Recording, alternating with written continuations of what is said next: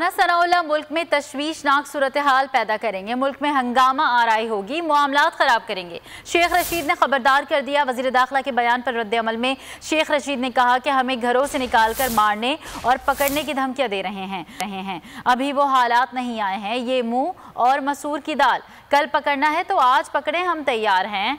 आज भी कह रहा हूँ कि हमें इलेक्शन की तारीख चाहिए।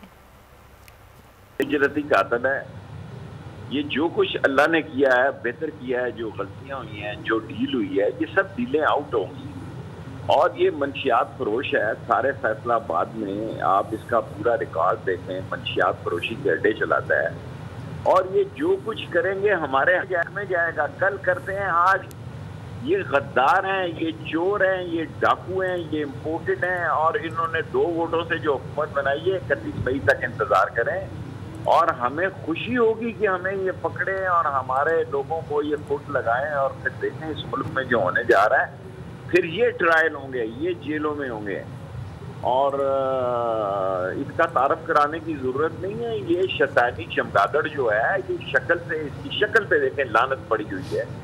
ये लानती वज़ीर दाखिला पहली दफ़ा पाकिस्तान की तारीख में आया, अपना गुल खिलाएगा इस मुल्क में। ये तशवीशनाक सूरत। और हमारे मेंबरों को अगर उठाने में देरी ना करें, जल्दी करें।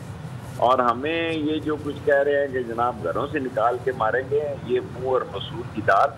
अभी पाकिस्तान में ऐसे हालात नहीं आए, और जब आएंगे तो इंशाअल्लाह ताला ये अपनी जगह पे होंगे।